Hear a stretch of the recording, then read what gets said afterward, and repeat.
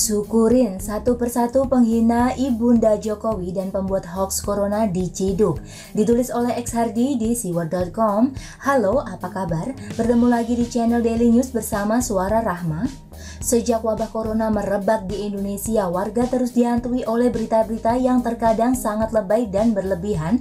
Belum lagi judul artikel berita yang terkesan menyesatkan dan clickbait demi menjaring pembaca sebanyak mungkin. Tiap hari dijejali berita soal corona berpotensi membuat kita stres dan merasakan gejala-gejala yang mirip dengan gejala corona, padahal tubuh kita normal. Panik ringan kalau saya sebut. Kita jadi ketakutan dan cemas berlebihan sehingga reaksi tubuh menjadi agak aneh. Selain berita-berita yang bombastis, ada juga hoax yang jauh lebih destruktif. Hoax ini sudah banyak beredar di media sosial maupun pesan berantai melalui aplikasi WhatsApp. Isinya beragam, dari yang lucu, tak masuk akal hingga mengerikan. Dan yang paling biadab adalah meninggalnya Ibunda Presiden Jokowi diiringi dengan banyaknya postingan dan cuitan yang bernada menghina. Hinaannya kasar dan tak ada otak, pantas diciduk dan tak boleh dikasih ampun. Sampai dengan tanggal 27 Maret kemarin, polisi telah menindak 51 kasus atas dugaan penyebaran berita bohong atau hoax terkait wabah virus corona. Berdasarkan pengakuan para pelaku, motif menyebarkan hoax beragam, mulai dari iseng dan bercanda hingga menyatakan ketidakpuasan terhadap pemerintah dalam menangani wabah corona. Begitu juga para penghina Ibunda Jokowi, satu persatu mulai dilaporkan dan satu persatu sudah terciduk. Mau bilang mampus rasanya kasar banget, tapi ya memang mampus sajalah, syukurin. Cyber Indonesia mencatat setidaknya ada 50-an kasus penghinaan terhadap keluarga Jokowi. Para pelakunya sebagian besar ketika ditangkap beralasan macam-macam. Ada yang mengaku diretas, ada yang menutup akunnya agar bisa tiarap dan melarikan diri, ada yang hanya bisa menangis terkencing-kencing dan berharap agar dimaafkan. Sekali lagi, mampus dan syukurin.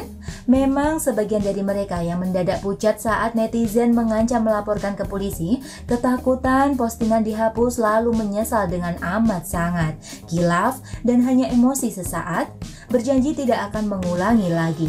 Pretlah, dasar manusia ugal-ugalan.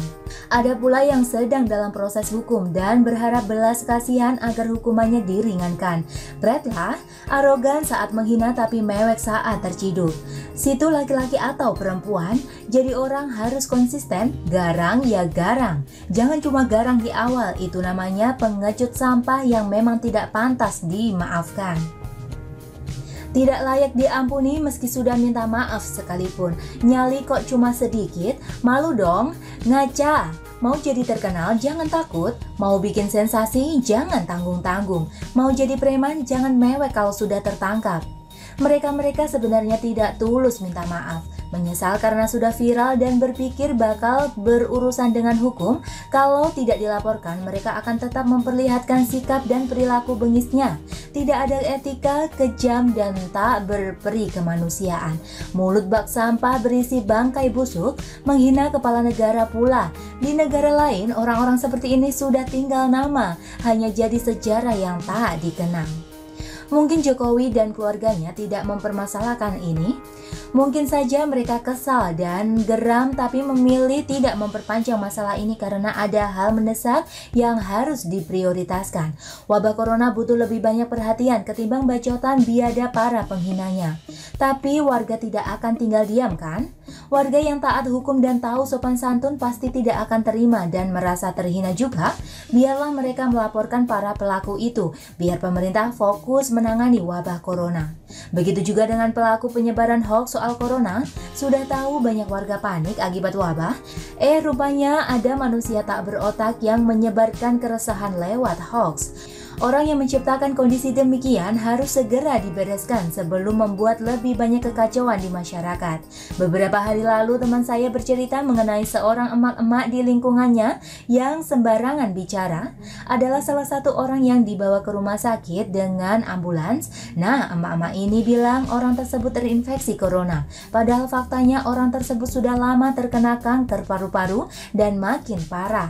Beredar lewat mulut ke mulut hingga banyak warga yang panik. panik. Alhasil, emak-emak ini didemo dan dituntut minta maaf di tempat atau bakal dilaporkan ke polisi atas tindakan penyebaran kebohongan yang bikin resah.